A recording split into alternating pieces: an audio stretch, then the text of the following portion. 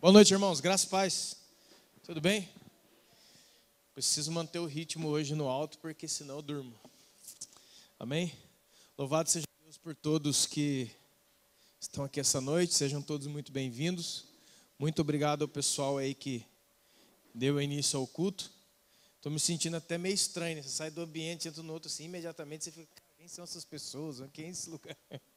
Amém? Mas graças a Deus estivemos lá em Minas hoje servindo a igreja de novo. Lá com os irmãos, tempo muito bom. E é isso aí mesmo que o apóstolo Lúcio falou. Já está aí, ó, um mistério. Entendeu? É isso tudo aí que ele falou, irmão, em nome de Jesus, né? Que nós possamos alinhar nossas vidas, tudo aquilo que foi falado semana passada, né? As pessoas perguntaram, você estava bravo semana passada? Eu falei, não estava bravo, ninguém estava bravo. Né? Era simplesmente uma constatação, amém? Evangelho de João, capítulo 3, irmão. Vamos lá, então. Louvado seja Deus. Evangelho de João, capítulo 3. Em nome de Jesus. O famoso diálogo entre Jesus e Nicodemos, que todo mundo já leu e releu. Amém? Glória a Deus. Glória a Deus.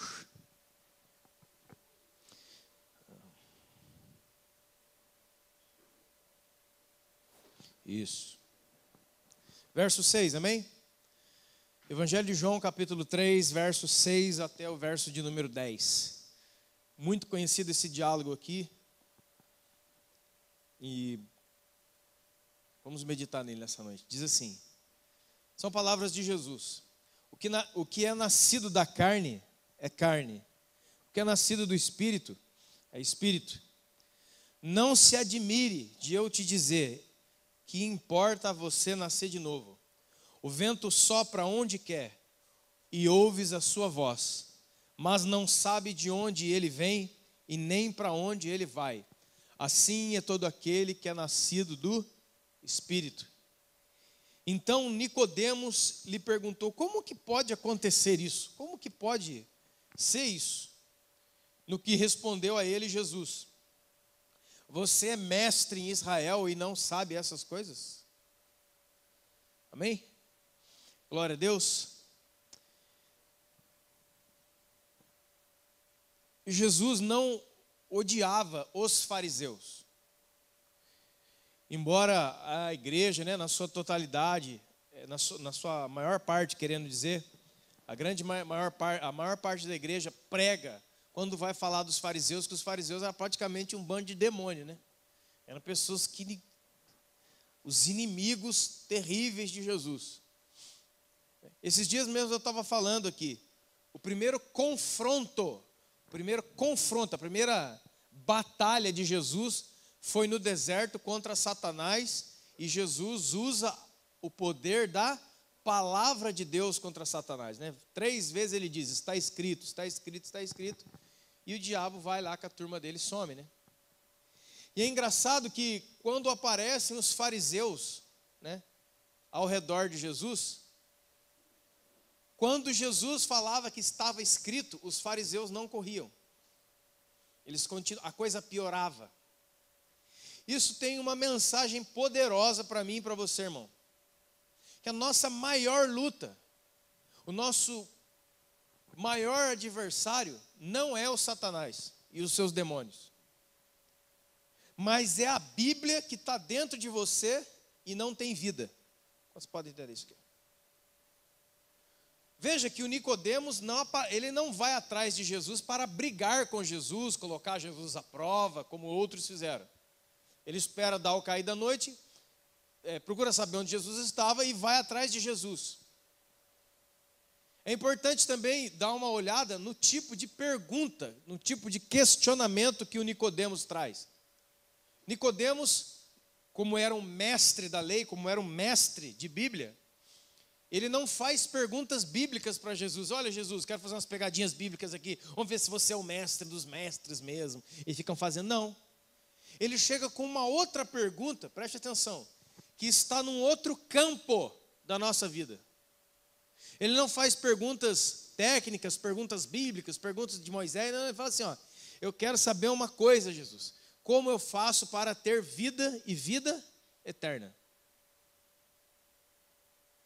E aí você conhece o texto que Jesus entra, né, em toda a questão com ele, falando que era necessário, era preciso que ele nascesse de novo da água e do Espírito. E até ele fala, como é que vai acontecer isso aí? Eu vou voltar para o ventre da minha mãe?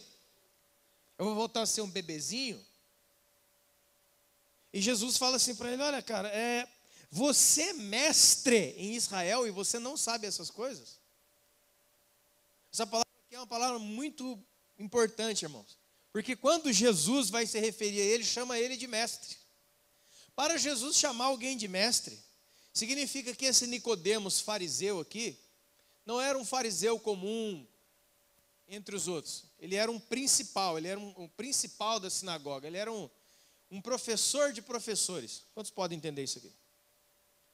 Mas entenda, irmão, com tudo que ele sabia sobre Deus, que constava na Bíblia, quando ele faz a pergunta, mais uma vez eu quero salientar isso aqui, ele não faz uma pergunta de saber, ele faz uma pergunta de existência. A pergunta dele é, como é que eu faço para ter vida e vida eterna? Para que um mestre da lei, um mestre de Bíblia, faça uma pergunta dessa, dentro da pergunta tem uma afirmação. Qual é a afirmação? De tudo que eu já sei, de tudo que eu sei da Bíblia, como mestre de Bíblia, eu também já percebi que tudo que eu tenho é saber. Vida, eu ainda não tenho. Quanto está entendendo? Ele faz essa pergunta dizendo o seu estado, falando sobre si mesmo. É como alguém que corre atrás de uma pessoa, olha, eu quero fazer uma pergunta, que essa pergunta vai me nortear para que eu busque ou para que eu alcance aquilo que eu ainda não tenho, que é vida eterna. Agora só escute bem, irmão, isso aqui. Se nós somos pessoas cheias de saber da Bíblia, lemos livros e outros e ouvimos pregações, aquela coisa toda de crente que você já sabe muito bem. E a nossa cabeça, a nossa mente vai se enchendo de versículos, sabe? De esquemas, de doutrinas. Como que funciona isso? Isso funciona assim. Olha, fale para nós sobre os levitas. Aí vem uma pessoa aqui e dá um estudo sobre os levitas. E vem uma pessoa que dá um estudo sobre os anjos. Sabe aquelas pessoas que dão estudos e falam, e elas são técnicas, e falam isso, cara, que coisa linda. Sabe, esse era o Nicodemos. Só que ele também sabia, nas andanças do seu saber, que lhe faltava tudo. Porque o que o homem realmente precisa para viver, irmão, é vida. E vida aqui não é vida biológica, amém? Eu também estou vivo aqui. Não. Não é vida biológica, é vida espiritual. É ter o seu espírito vivificado por Deus. Por isso que Jesus falou assim, as palavras que eles ensinam para você é a lei, é isso aí mesmo, é a palavra de Deus. Mas as palavras que eu vos ensino são espírito e vida. Quando Jesus foi definir como é que era o ensino dele, ele falou, meu ensino é espírito e vida. Ele não fala que o ensino dele é um saber elevado, que é uma ciência. Nossa, cara, como esse cara é inteligente, como aquele cara é articulado. Meu Deus, como ele fala bem. Cara, como essas pessoas... Não, ele fala assim, eu vou transmitir vida. Porque é de vida que você precisa. Porque é ânimo que você precisa. Quantos dos senhores e das senhoras aqui, que estão aqui nessa noite, sabendo tudo que vocês sabem, já se encontraram desanimados? Sabe o que significa a palavra desanimado? Sem vida necessária. Você está biologicamente vivo, você está aí. Os versículos todos e todas as pregações, todas as músicas de crente, está tudo na sua cabeça. Mas você se encontra naquela semana desanimado, sem ânimo. E ânimo não é ficar agitadinho, tomar um Red Bull, não. Ânimo fala da vida interior. Quantos estão entendendo, irmãos? Número 2. Esse negócio aqui é terrível. Porque uma pessoa que, preste atenção, irmão, talvez isso aqui seja você. Uma pessoa que contém saber, uma pessoa que sabe, uma pessoa que entende, porém não tem vida, o que acontece dentro dela? Ela se enche de algo chamado culpa. Porque quanto mais você sabe, mais a sua vida tem que se endireitar com aquilo que você sabe, amém? Todo mundo sabe disso. Só que não há vida espiritual que te dê condição de fazer isso. Quantos estão entendendo, irmão? É como uma pessoa que está aqui e sabe que daqui a pouco, vai ter que ir lá, trabalhar lá em São Paulo, amém? A sua mente está te dizendo, a sua mente já está pré-ocupando você, amém? E aí deu a hora e você sabe, eu tenho que ir embora para lá, só que não há gasolina no seu carro. Quantos estão entendendo isso aqui, irmão? É um exemplo bem bobo.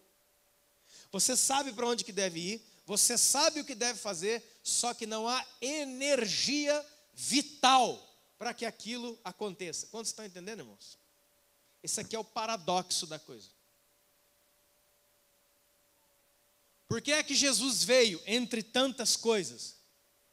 Eu vim para vos dar vida, e vida com abundância. O que significa isso? A vida que nunca falta.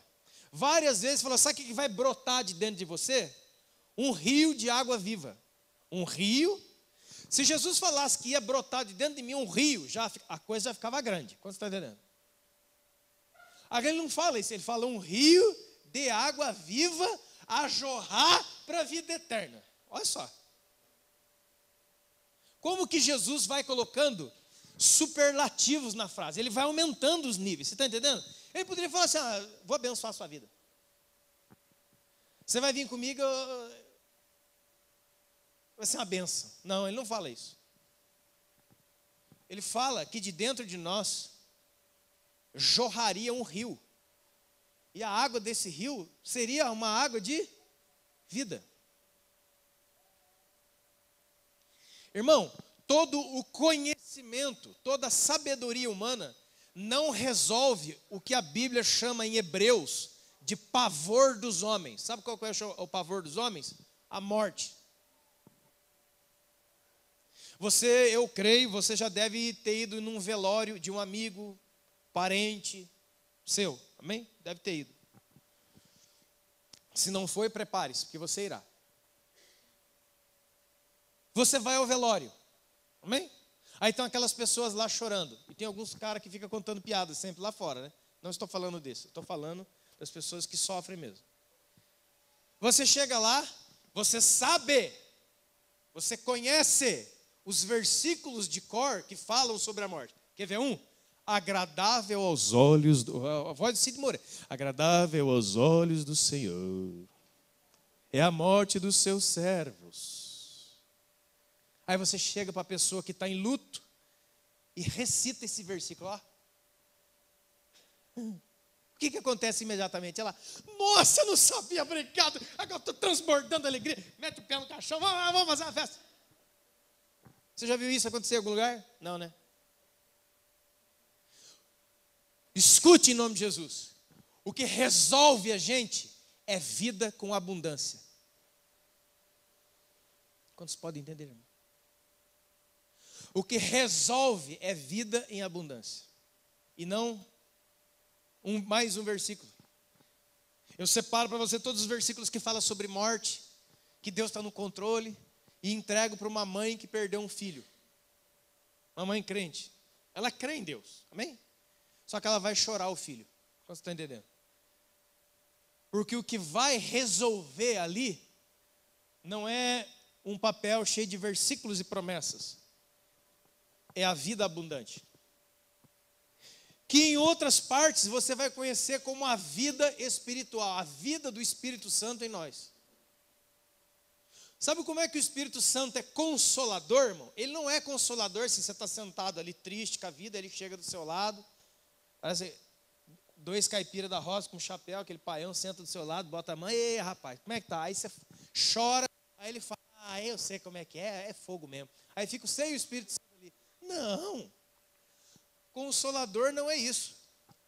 O consolo do Espírito Santo, a natureza do Espírito Santo é vivificante. Porque para vencer o poder da morte, só o poder da vida. Se não houver vida espiritual em você, você está frito.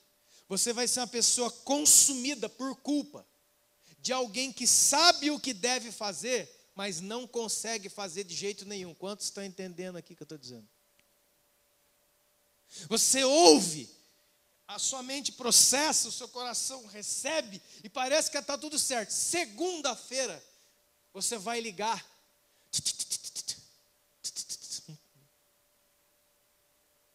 Sabe por quê?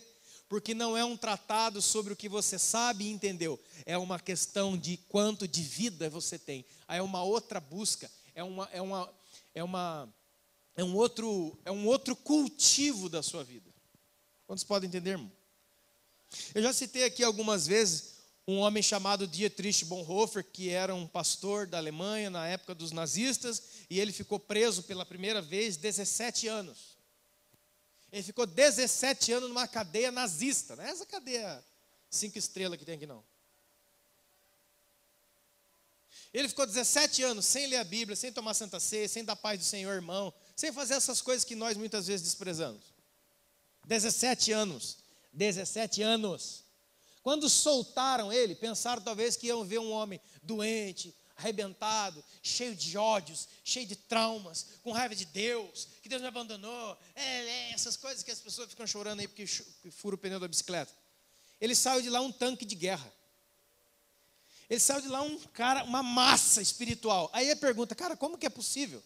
Sem Bíblia, sem ceia, sem música, sem louvor, sem telão, sem conferência, sem nada dessas coisas que nós temos. Como que um cara pode passar 17 anos sem contato com as coisas que nós temos costume, segundo a própria Bíblia, e sair de lá mais forte do que todos os outros cristãos juntos? Como pode?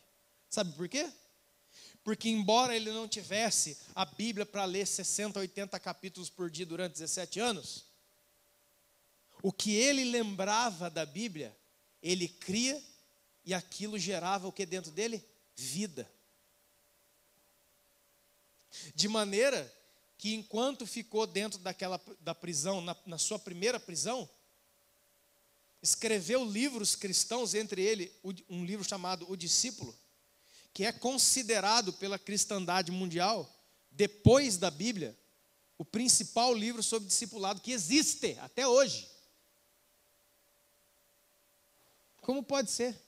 Da onde que o cara tirou isso? Será que ele tinha um Google, uma enciclopédia? Ele conversava com teólogos todos os dias pelo WhatsApp? Não. Ele estava se nutrindo de vida. E muitos talvez aqui não aguentam chegar na próxima sexta-feira. Muitos têm usado o culto, muitos têm usado a ceia, muitos têm usado coisas de Deus como posto de gasolina espiritual. Já viu? Eu estava na estrada agora, estava vendo o ponteiro só baixando, né? E aí você fica fazendo o cálculo. Quem tem carro que sabe disso. Quando a gasolina vai acabando, tem estrada para frente, você fica fazendo o cálculo. Cara, será que com essa gasolina eu chego no próximo posto? Quantos já ficaram na rua aqui? Levanta a mão, irmão. Aí. Eu já fiquei na rua. Sabe por que eu fiquei na rua? Porque eu fiz um cálculo na minha cabeça que eu chegaria a determinado lugar. Quantos estão entendendo o que eu estou dizendo aqui? Só que não deu. Aí, graças a Deus, tinha um irmão para levar a gasolina lá no dia. Muitos talvez vão sair daqui hoje já pensando no próximo domingo. Só que a promessa do Espírito Santo de Deus para você é que é como chegar para uma pessoa que tem um carro e falar assim, parabéns, você ganhou um prêmio, você ganhou um posto de gasolina, e embaixo do posto de gasolina é um posto de petróleo. Você tem gasolina eterna. Já pensou, irmão? Que bênção um negócio desse.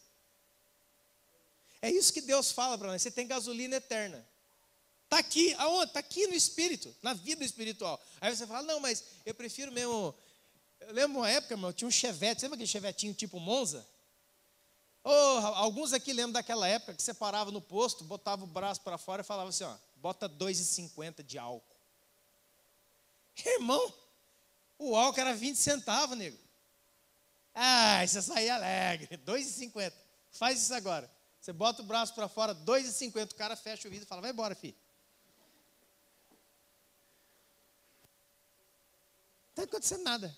O cara bota 2,50 de algo. O cara junta os 3 frentistas, tira uma oferta e dá para você.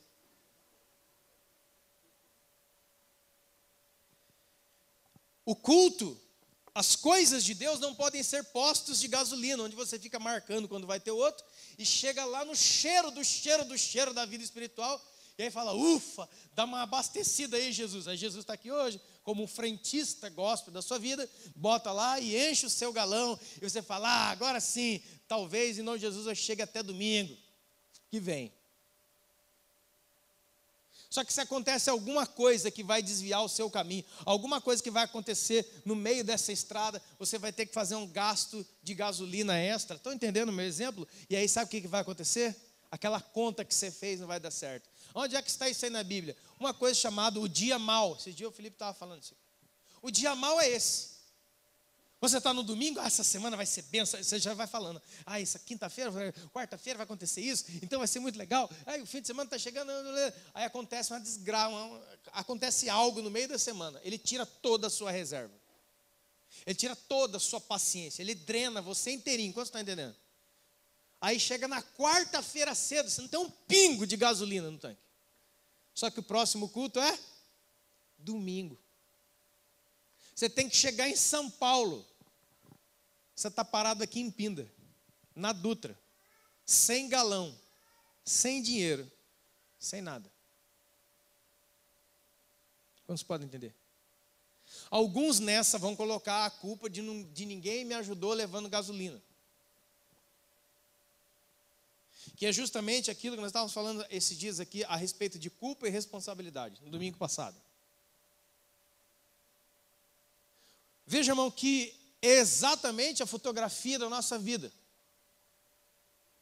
Cheios de um saber sobre Jesus, como que Jesus gosta disso? Jesus diz assim, eu acho que isso está errado, eu acho que isso está certo. Os crentes conversam entre si sobre certo e errado, né? Sobre o que deve fazer e o que não deve fazer, e o que isso, o que, e aquilo que vai acontecer. Só que a conversa não é sobre isso. A conversa é sobre vida. E vida é Jesus pulsando dentro de você.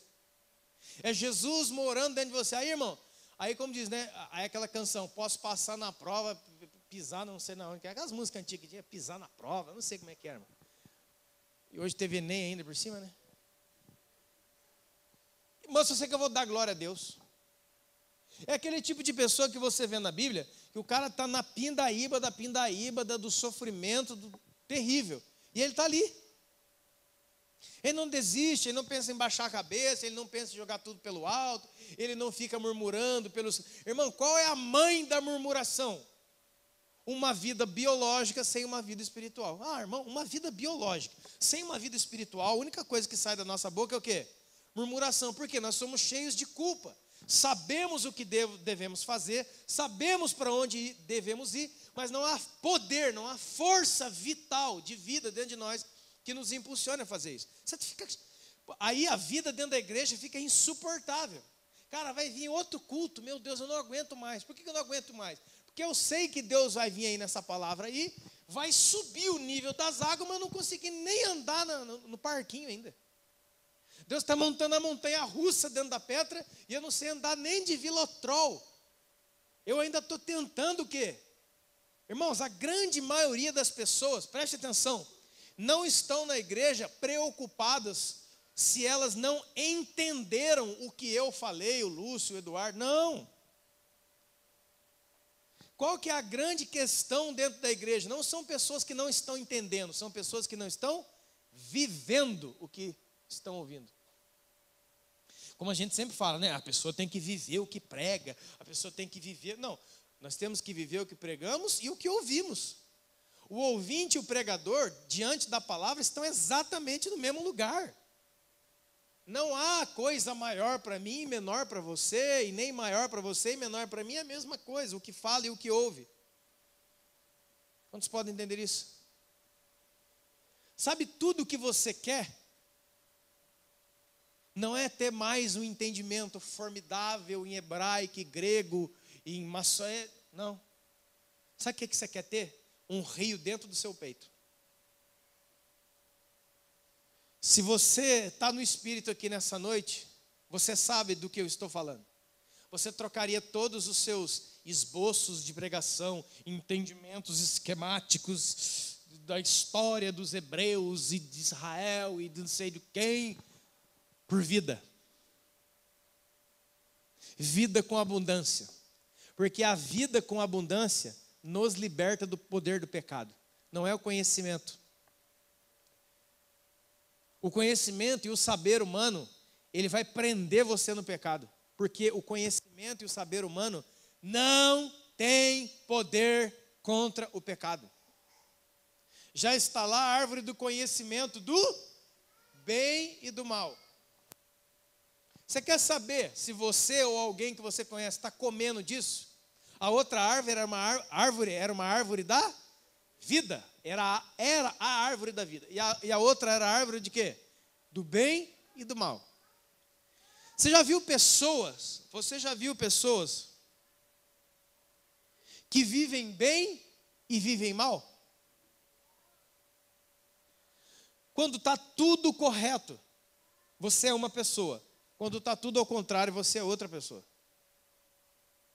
Se fazem tudo que você gosta, cara, você é uma pessoa maravilhosa. Se as coisas saem do trilho, você também descarrilha. Quantos estão entendendo? Isso significa que você se alimenta, escute isso aqui muito sério, que você se alimenta no culto, de saber, de informações bíblicas. Você está ouvindo a pregação e pensa que está se alimentando de Cristo. E aí vem o Deus maravilhoso e amoroso que nós servimos e cria, entre aspas, a Santa Ceia. Que entre aspas, é um jantar, é uma alimentação de vida. Lembra o que Jesus falou? Quem não comer da minha carne e não beber do meu sangue não tem parte comigo. A minha vida não está nele.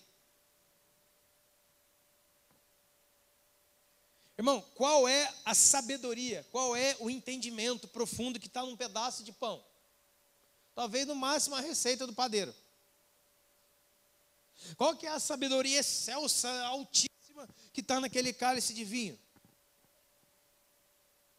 Inclusive, isso daqui fere, isso daqui machuca o nosso saber. Porque, irmão, isso aqui não faz sentido nenhum.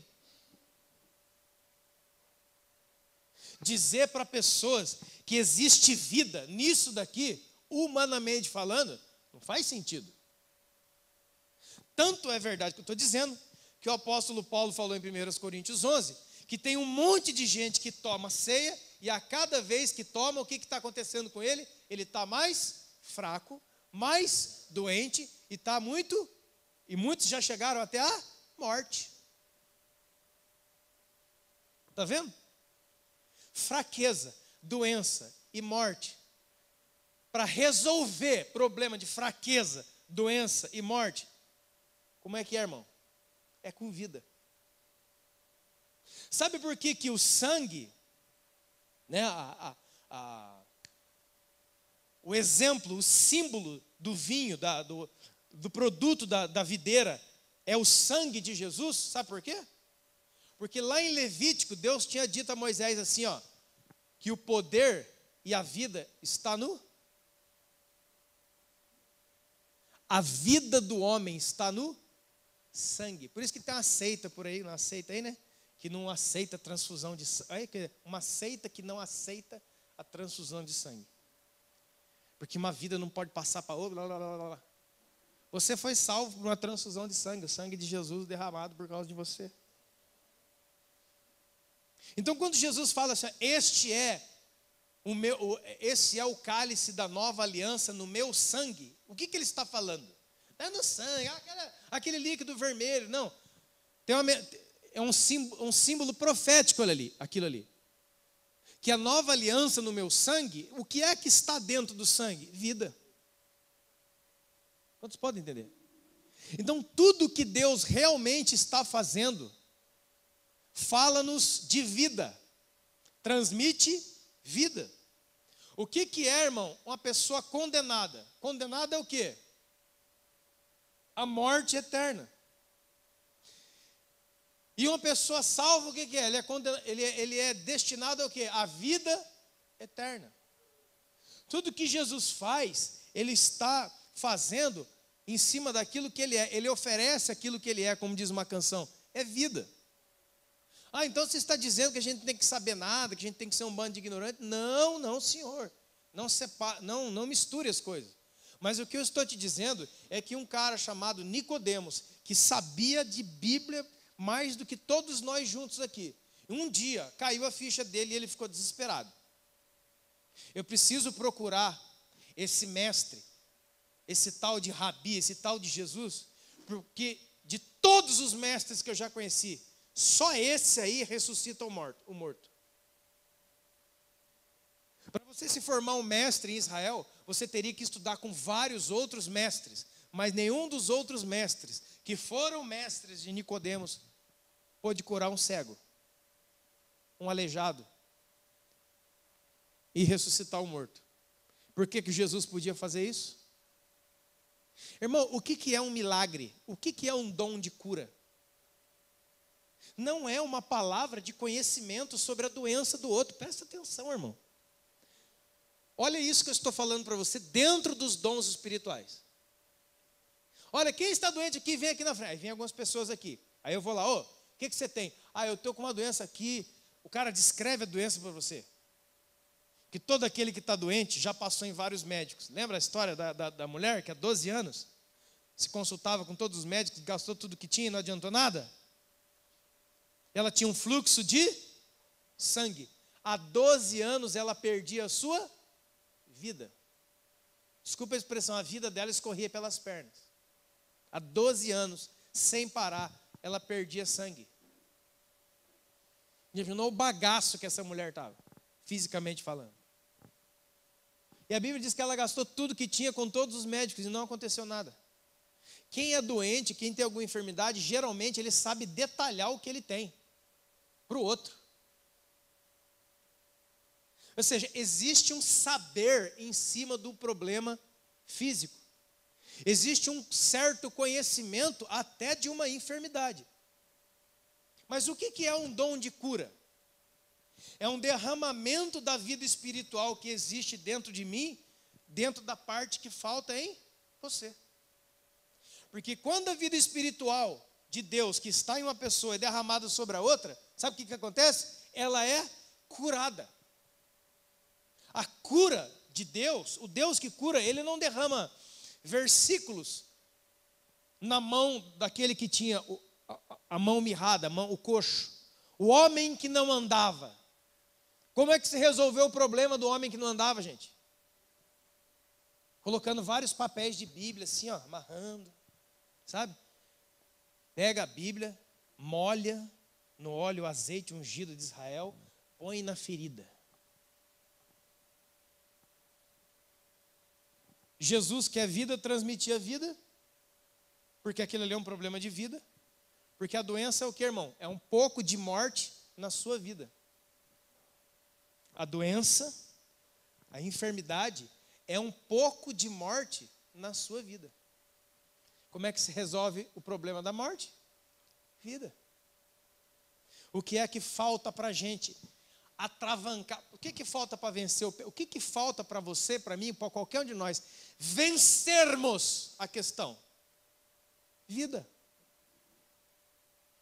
E aí a gente muitas vezes entende o momento do culto como um momento máximo de quê? De entender o que eu estou falando. Existem pessoas, irmão, e não são poucas, que ela não sabe nem ler, ela é analfabeta, mas ela é cheia da vida de Deus, ela dá baile em você. Nossa geração, de todas, nesses 2000 anos de igreja, a nossa geração, sua e minha, é a geração mais inteligente de toda a história, mais cheia de informação de toda a história, mais cheia de livros, de informação, de profundidade do que você imaginar. Mas é a geração mais perdida, mais corrompida, mais doente, mais desesperada. Quero te dar um exemplo. Por exemplo, Japão. Muitos brasileiros sonham ir para o Japão para ganhar dinheiro, vão para lá que é país do primeiro mundo, o Japão é a meca da tecnologia. Japão, cara, parece que você está morando em filme de ficção científica. Lá, para você ter uma ideia, na base do Monte Fuji, tem uma floresta chamada Aokigahara. Depois você procura na internet para você ver. É a floresta dos suicidas.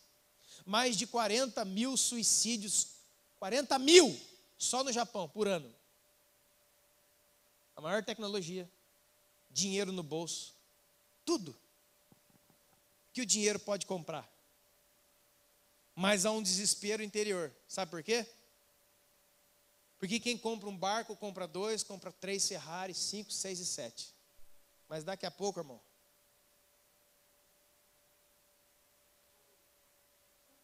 a vida sem Deus é uma vida totalmente desesperadora.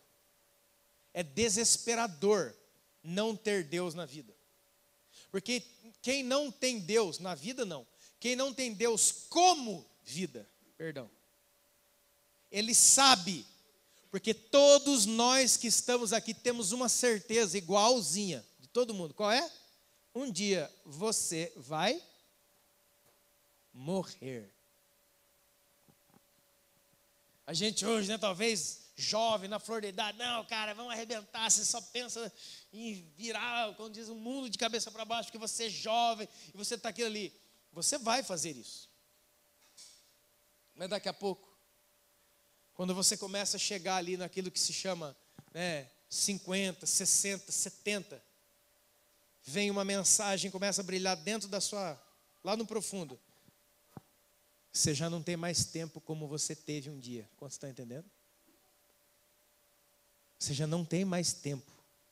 E aí você quer ter mais tempo de vida para passar com pessoas e para vivenciar mais coisas. Mas você sabe que o tempo está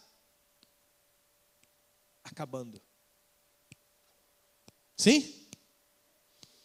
Quando você tinha 15 anos, talvez até alguns aqui tenham ainda, mas quando você tinha 15 anos, você pensava no quê, irmão? Você era um adolescente de 15 anos pensando, cara, acho que semana que vem é minha última semana. Não. Você estava pensando em comprar coisas, em fazer, em construir sua vida, em fazer. Talvez hoje você encontre uma pessoa já bem de idade, a coisa já começa a encostar. Porque a Bíblia diz em Hebreus que o pavor dos homens se chama morte. Por isso que a morte será o último inimigo a ser vencido. Jesus, que é a vida, vai matar a morte vai morrer. Por isso que Jesus fala, uma das maiores promessas, as promessas mais fantásticas de Jesus, sabe qual que é? Aquele que crê em mim, ainda que morra, viverá. Agora vamos trocar essa promessa? Aquele que crê em mim, ainda que morra, vai para o caixão com a cuca cheia de informação. Você vai ser um morto inteligente. Na sua lápide nós vamos escrever em letras gregas, hebraicas, aramaicas e braille.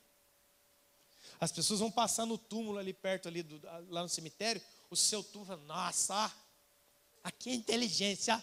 Irmão, você não tem ideia, como já disseram, de quantos milhares de livros, canções e obras estão no cemitério. O cemitério é o maior depósito de livros, canções, obras, sonhos, que você jamais tem ideia. Agora, qual dos senhores aqui, se você é essa pessoa, eu gostaria de orar por você no final, que você não está bem. Qual dentre nós poderia levantar a mão e falar assim, mas eu gosto de um cemitério, eu gosto mesmo de cemitério. Olha, está vindo aí um feriado, tem esse aí, né, o dia dessa porcaria. Irmão, cristão não celebra morte. Sinônimo de cristão é vida eterna. Só tem uma coisa para nós fazer no dia 2 aí de novembro. Evangelizar os que choram sem esperança. Porque eles choram porque não tem esperança. Foi isso que Jesus falou. O luto, para qualquer um na hora, causa dor e nós choramos. Não há problema com isso. Mas um luto que não acaba nunca, já é outro problema. É um problema de fé. Você está entendendo, irmãos? Então, se você, eu curto um cemitério. Então, o feriado prolongado. Vamos todo mundo lá para Ubatuba, vamos passear, vamos com as nossas famílias. Não, cara. Eu comprei um pacote de viagem. É mesmo? É para onde? Um cemitério. Vai eu, a Renata, o Judá, a Helena, o Brizola, a Lília, o Marcelo. A gente comprou lá uns frangos, a gente comprou comida, a gente vai estender uma como é que chama isso aqui? Uma toalha em cima da lápide, e a gente vai sentar assim, ó, em cima, isso aqui é um túmulo, né? Ainda vamos ficar trocando ideia lá. Então, aqui é gostoso é aqui. Alguém aqui? Não, né? Não faz sentido. Sabe por que não faz sentido? Porque vida e morte são antagônicas. Se alguém está vivo, por si só, ele vai repelir qualquer tipo de morte, amém? Agora a pergunta, por que nós não temos poder para repelir aquilo que causa a morte? O salário do pecado é a... Se existe vida de Deus dentro de você, essa vida vai repelir aquilo que causa a morte. Como vocês estão entendendo, irmãos? Agora, se você é um apaixonado por cemitério, não, está amarrado, sai fora, ninguém.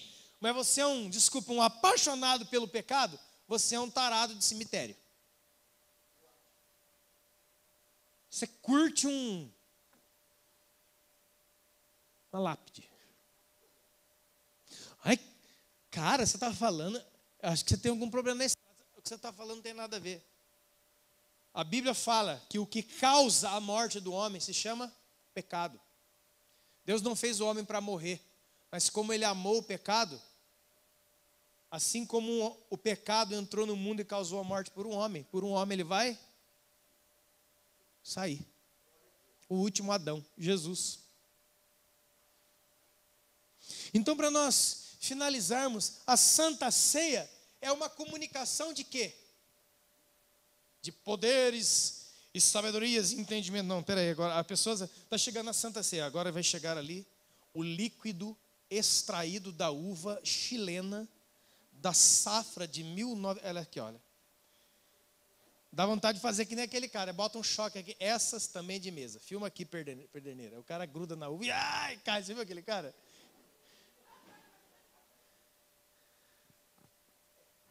Pessoas que querem... eu quero a receita desse pão. Ele tem glúten. Esse pão tem... Esta farinha é 01, 02? É 00? Não entendeu nada. Não entendeu que tem horas que o seu entendimento tem que desarmar, igual um disjuntor, para que a vida de Deus passe livremente. Que nem tudo não. Que as coisas mais principais do relacionamento com Deus não são tratados de saber ou não saber, mas sim de se receber. Por exemplo, amor não é uma coisa que você tem que entender. Os maiores filósofos da terra já tentaram descrever o amor, irmão. Um monte de palavra bonita. Agora deixa eu fazer um pequeno teste com você, é a mesma coisa. O que você prefere? Receber uma carta do seu amor ou da sua amora? Mulher, mulher. Amor, amora? Amor ou amora? Cheia de versos, sabe aquelas cartas? Quem anda tempo da cartinha aqui, irmão? Cartinha de escola? Ninguém. Larga a mão de ser mentiroso, velho. Levanta essa mão aí. Hoje é tudo no WhatsApp, né? É um chato. Antigamente você mandava uma carta lá para a irmã, né? Era 3, 4 dias, uma semana para responder. Isso que ela está na mesma sala. E era legal, né? Se você gosta de mim, coloque um X. Sim. Não. Quem já fez isso aí, irmão? Você já fez, Lúcio? Lúcio e Tânia. Ele levantou a mão lá. Lá em Lagoinha era assim, rapaz. Era assim. Ninguém fez isso se não tiver infância. Não, vocês estavam fazendo o quê, rapaz? Se você me ama, coloque sim. Aí eu vou ficar pensando, como é que essa resposta vai voltar, né? Irmão, pense num casal, você qualquer. Aí você recebe uma carta. Estou falando uma carta, um e-mail, o que você quiser. Da moça ou do moçoilo lá. Sabe aquela carta bonita? Aquelas cartas que tinha cabeçalho, lembra? Pindamonhangaba, não sei o quê.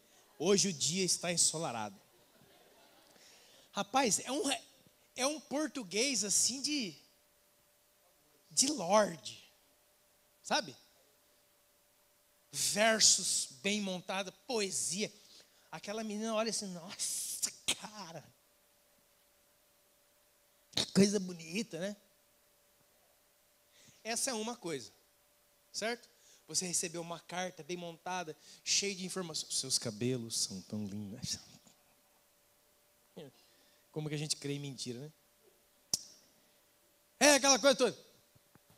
Você gostaria, o que é que nutre? Enfim, o que é que nutre você por dentro? Ter um calhamaço de cartas de um passado morto? Ou sentir, receber o amor tangível, real, verdadeiro de uma pessoa agora? Pensa, é fácil. Amor que se sente.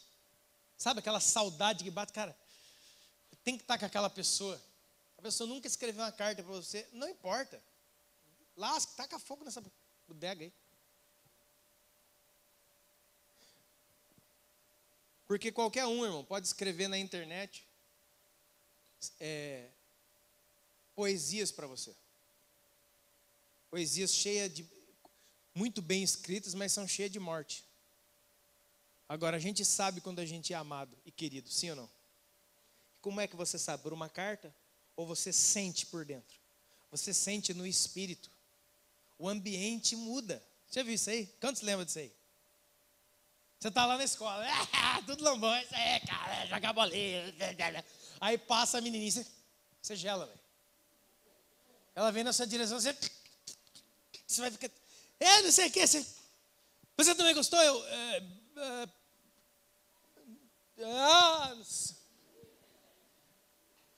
Quantos já passaram por isso? Você tem medo que você está casado agora, não dá problema. É acabando de ser bobo, rapaz. Vocês estão entendendo o que eu estou falando? Fica aquela coisa assim. Por quê? É que nem aquele negócio, né? Tem gente que namorou vários anos com uma pessoa. E foi um relacionamento lindo. Só que a pessoa não sabia. Já viu isso aí? Na escola tinha isso aí. Passar 10 anos gostando da irmã e a irmã gostando do rapaz. Só ele que sabia. Para ele estava namorando. Né? Quem tem vida em si mesmo. O que é isso que você está falando? Você já está viajando na maionese no culto? Não. Quem tem vida de Deus em si mesmo, ele vive no meio de todos que talvez não o amem, não o entendem, não se relacionam com ele. Mas a vida que ele tem é tão abundante que ele ama por todos. Quantos já viram isso? Já falei aqui, ó, esse menino que está aqui, ele não ama ainda os seus pais. Não sabe nem quem é. Mas os seus pais amam por eles e por ele, não é? Um dia, quando ele crescer e for maduro, ele vai identificar o pai e mãe e vai começar a desenvolver esse sentimento por eles. Essa criança aqui não ama. Amém? Mas nesse tempo o pai ama por dois. Por quê? Porque o amor que tem dentro dele é tão grande pelo filho, que ainda que o filho não ame, ele ama por dois. Quanto você está entendendo? E esse fenômeno, para quem tem o Espírito Santo, é para a vida toda. O filho está desviado, muito. Agora falar da parte dos filhos desviados, filhos que decepcionam, filhos que entristecem, filhos que bagunçam. Quanto você está entendendo? Mas aqui dentro não muda. Porque mesmo que ela não ame, mesmo que ele não sirva a Deus, mesmo que ele não colabore, eu amo, é meu filho. Porque há algo dentro de você que não depende do que o outro faz. Sabe como é que se chama isso? Vida. A vida é o que existe de mais poderoso. A salvação é uma comunicação para a vida eterna. A Santa Ceia é uma comunicação de vida.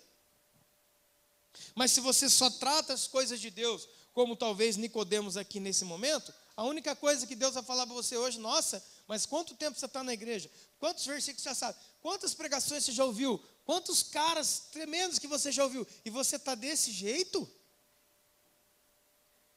Mas peraí, qual é o seu problema? Quanto tempo você está na igreja? Eu estou na igreja, aquela turma do tal do berço, berço evangélico, né? nasci na igreja, meu pai era igreja, meu avô era, meu trisavô era. Eu sou da descendência de Davi. Legal.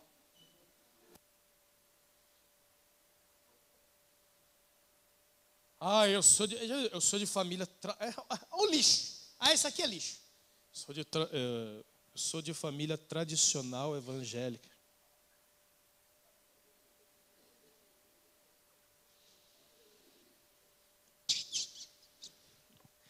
Vale o que esta potroca? Nada. Não vale nada. A pergunta de Deus não é, qual que é a sua família? A minha família é dos Albuquerque Lins. Que inventaram. Os Albuquerque Lins. Nossa, minha família é dos Albuquerque Lins. Está morto. Está nas drogas. Tem um sobrenome que não vale para nada, a não ser colocar mais peso sobre você. Que vindo de uma família nobre, não tem nobreza nenhuma. Essa é a desgraça de viver com um Deus que tem uma promessa de fazer de você um rio caudaloso, cheio de vida, que jorra até chegar na vida eterna, e transformar isso no eu já estou entendendo o que você falou. Talvez no final aqui, a grande maioria já entendeu o que eu falei. Mas você não consegue se transformar no que eu falei. Vamos fazer uma pregação poderosa aqui, vamos trazer um cara de fora, que daí funciona. É outra besteira. Aí o cara vem e fala, e você fica impressionado. Nossa, cara, que culto, mano, que culto da hora, velho. Ele fala assim, o que você falou em grego mesmo? Nossa, cara. E você viu aquela hora que apagou as luzes? O Marcelo ficou tocando Purple Rain ali. É uma coisa, o cara na bateria ficou aquele climinha de vão dançar música lenta na ferroviária. Ai, que gostou do arrepio, fiquei legal. E aí, cara, nossa, eles começaram a cantar, tinha que ver, mano. O cara ficou doido, abriu a camisa e começou a falar em línguas, mano. Tô louco, o cara ficou falando em línguas, o cara não queria mais. 3 dias. Pergunta de Jesus, como é que você está agora?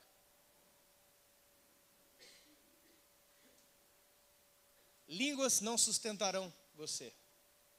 Nada sustentará você. O que vai sustentar você é responder, não com a boca. Não responda essa pergunta com entendimento. Responda com vida. O que Deus quer da gente, irmão, é que a gente responda para essa vida com a vida que Ele nos deu. Porque o que vai resolver, irmão, desculpa a expressão, os nossos BOs, é responder com tudo que nós temos, se nós temos ou não temos vida. Talvez, cara, escuta isso aqui, irmão, deixa eu falar uma coisa. Talvez você nunca tenha acesso a grego, a hebraico, a crítica textual do baixo relevo da Mesopotâmia. Não, vamos agora, hoje no culto desta noite, vamos estudar a linhagem sacerdotal de David. Abra sua Bíblia no Talmud. As pessoas, nossa, o Talmud, eles falam aqui. Aí dia 31, o mundo em polvorosa. 501 anos da reforma. Todo mundo é reforma. Eu quase coloquei lá. 501, feliz dia da reforma. Parabéns aos pedreiros, servente, encanador, pessoal que trabalha aí. Sabe, gente saudosista de gente que nem conheceu. Hoje a pregação é sobre quem? Martin Luther. Eu podia falar Martin Lutero, mas gosto de falar Martin Luther, porque é que eu tenho um pouco de estudo, né, gente? As pessoas, nossa, eles têm estudo. Mortinho no pecado, escravinho. Irmão, sei do que eu estou falando. Pilhas e pilhas de livros. Agora, isso aqui é... Vem aqui na minha biblioteca em casa, vem aqui no meu escritório. Aí senta lá, um monte de livros atrás. Nossa, você vai lá na casa do pastor, você viu Como é que é dele? Nossa, que da hora. Jesus diria, sabe o que Jesus diria diante da minha biblioteca para mim? Eu sei porque já falou. Você pode acrescentar um côvado à sua vida com todos esses livros aí? Não. Você pode acrescentar no tempo da sua vida uma medida, 1 minuto para você passar mais com a sua família em vida? Não. Todo que é sabedoria vai com você quando chegar o seu fim biológico. Sabe o que continua pela eternidade? O único conhecimento que é para a eternidade. Cristo. Jesus Cristo. É o único que fica para a eternidade. Quantos estão entendendo, irmão? Então, nessa Santa Ceia, nessa noite, não transforme a Santa Ceia em tratados de gente culpada que volta uma vez por mês com malas e malas de culpa. Por quê? Porque eu sei tanto da Bíblia. Eu sei tanto, olha, eu falo isso aqui em grego, eu leio em grego, aramaico. Nada contra, tá, irmãos? Por favor, deixa eu fazer um aspas aqui. Eu não estou falando, eu não estou fazendo nenhuma apologia a você largar de ler livro. Não estou em nenhum momento falei isso, amém? Eu estou falando em se apoiar naquilo que é meramente humano. Naquilo que você pode acumular e juntar. Porque Jesus falou assim, não acumulem para vocês tesouros dessa terra. Sabe qual que é o maior tesouro da terra, diz os filósofos? O saber, o conhecimento humano. Mas todo filósofo, por maior que seja, quando ele entra numa UTI da vida, ele fica apavorado. Porque o saber dos filósofos não pode responder a única questão maior da nossa existência. Da onde eu vim e para onde eu vou. Aí vem Jesus, que é a vida, e falou assim, ó, sabe onde você vai? Para onde eu for. Porque onde eu estiver, vocês estarão também. Eu venho para dar para vocês vida e vida eterna, vida com abundância. Não é um monte de sabedoria, não. Então, queridos irmãos, se você está aqui e não é considerado uma mente brilhante da pedra, nossa, isso é a equipe dos inteligentes, olha, eu, aquele outro, a conversa é outro nível. Sabe essa bobeira? Sabe essa... vou nem adjetivar aqui. A conversa dos iluminados. Esse negócio de Illuminati existe mesmo. Não é a organização do ZT que desce lá na área 51, não. É um bando de idiota que se reúne em qualquer lugar e acha que sabe de tudo, mas está desesperado, porque quanto mais sabe, menos consegue viver. Esses são os Illuminati.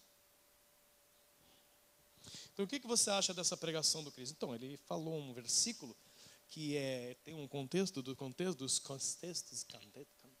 cateto, da hipotenusa. Isso. Nossa, cara, outra. Ai. Nossa, é legal, eu gosto de estar com os irmãos. Nossa, mas aí quando eu estou ali, né, cara, ali com Elias, ali, né, com o Felipe, assim, né, cara, com o Du, com o Mateus, que esses caras aqui, os quartetos fantásticos aqui, ó. Eu estou de olho no 6-4, viu? Só estou dizendo, o Bolívia, esses caras aqui, ó. Esses aí. Você também, mas ainda não, você é outra safra. Nossa, mano, a gente tá aqui, né, parece um bando de bobo conversando. Já viu aquelas conversas que é um bando de bobo? E aí, bisalão? Aí chega perto dos caras, qual que é a conversa aqui? Você viu o aquecimento global segundo os... Nossa, não nem vai conversar com esses caras, né, mano? Você viu o cara falando e logo umas palavras em inglês no meio. Nossa, cara, que da hora. Não tem poder contra o pecado. Não tem poder contra o diabo. Não tem poder contra o mundo. Sabe o que vai vencer o pecado, o mundo e o diabo? Vida de Deus em você. Então talvez você não é o iluminado da igreja de saber todos os versículos da Bíblia. Não se sinta mal por isso. Amém? Tenha como propósito se encher de Deus. Amém? Mas não se sinta diminuído por causa disso. Se encha da vida. Porque mais vale uma pessoa alegre do seu lado, e muitas vezes ignorante de muita coisa, do que um sábio depressivo. Nossa, como esse cara sabe. E ele é triste, triste, triste, triste, triste, triste, sem esperança. Quantos estão entendendo? E o outro lá é o Zé Orelha que sobe em cima do pé de goiaba. Vamos pegar a goiaba ali? Vamos pegar a goiaba. O cara é alegrão, vamos pegar a goiaba aí, sobe no pé, cai. Ele não sabe coisas profundas da vida, mas você trocaria a sua pela dele. Porque o que você quer mesmo é sorrir, não é? O que você quer mesmo é estar feliz, é estar cheio de vida, é fazer um monte de coisa, é conseguir passar a vida para os outros. Talvez você vai ser um grande cara que passa vida, que passa inteligência e conhecimento para os outros. É como alguém, irmão, que bateu talvez o carro e está no hospital precisando de transfusão de sangue. Transfusão de sangue é transfusão de vida. Um pouquinho das nossas vidas vai salvar a vida dele. Aí chega todos nós em volta ali da maca, né, da cama do hospital e começam, vamos lá, Brizola, em italiano, vai. Aí começa a falar italiano, o cara está assim, ó. Para lá. Agora, latim, vai. Latim, Felipe. Você trouxe a enciclopédia, Rafael? Trouxe. Está aqui, ó. A Barça, que tinha antigamente. Alguém sabe o que é Barça aqui? Não sabe. Tá difícil, irmão. Essa turma é tudo mocinho nessa igreja. É tudo como diz o Michael. Eu sou jovem, cara. Vocês estão com inveja da minha juventude.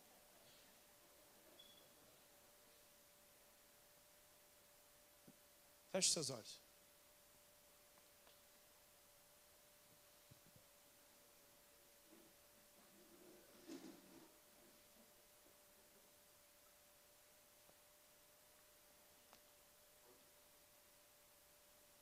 Jesus pergunta para cada um de nós aqui essa noite, a começar de mim. Você é mestre na igreja? E até hoje não entendeu isso? Preste atenção no que Jesus disse. Você é mestre em Israel e não sabe estas coisas. Jesus não fala assim, você é mestre em Israel e não sabe todas as coisas? Não. Ele fala, você é mestre em Israel e ainda não sabe isso que eu estou te dizendo a respeito do que é mais importante? Vida. Você é mestre na igreja todos esses anos, cheio de sabedoria de Bíblia, cheio de sabedoria de versículos, de cursos que você fez e ainda não consegue se alimentar da Santa Ceia? Ah, mas eu me alimento. E daqui a pouco eu vou pegar o pãozinho e o suquinho. Pãozinho e o suquinho. E aí você vai colocar o pãozinho na sua boquinha e o suquinho. Sabe o que vai acontecer? Nada. E ele não transmite vida a você, sabe por quê? Porque para você acessar a vida que está na ceia, você tem que crer na palavra, que é espírito e vida. E aí você coloca o pão na sua boca e coloca o vinho, o suco de uva na sua boca, e na sua boca ele é pão. E na sua boca você sente o gosto do vinho, mas no seu espírito é a minha carne e é o meu sangue, que comunicam para você vida. Não a sua que perece, mas a minha que dá para a vida eterna. Amém, irmão? Amém? Se coloque de pé em nome de Jesus. Aleluia. Ah, irmão. Isso é maravilhoso, cara. Feche os seus olhos, vamos lá, irmão. Não perca isso por nada, não transforme esse culto em mais um na sua cabeça. Amém? Toda essa palavra não é para você guardar na memória, é para você ativar no seu espírito. Nossa, essa palavra eu nunca vou esquecer, vou guardar na minha memória. Eu sou crente há tantos anos, sou pastor há tantos anos, sei lá o que há tantos anos, e eu me lembro, daquele culto, a palavra daquele dia eu me lembro. Que maravilhoso. E a vida que continha aquela palavra, está em você? Você, irmão que está aqui, você tem vivido uma vida abundante? Você tem vivido de fé em fé e glória em glória, ou de derrota em derrota, fracasso em fracasso, desânimo em desânimo. E aí você tem uma pergunta dentro de você: meu Deus, o que eu vou fazer agora? É a mesma e ótima pergunta que os judeus fizeram, que Pedro e os discípulos fizeram. Deus, para onde nós iremos? Só tu tens as palavras de vida eterna. Não é, Jesus, só tu tens as palavras de sabedoria incrível. Não, só tu tens a palavra que quando eu creio é transformada em minha vida. E é isso que eu e você precisamos, irmãos. Não basta ser evangélico, ter tempo de igreja, ministério, essa coisa não adianta nada. Tudo que você precisa é vida, para viver a sua vida, para aguentar os BO da sua vida, da minha vida e das nossas vidas. A luta que é permanecer vivo. Porque tem muita gente que biologicamente é vivo, mas espiritualmente é morto. Não há esperança para nada.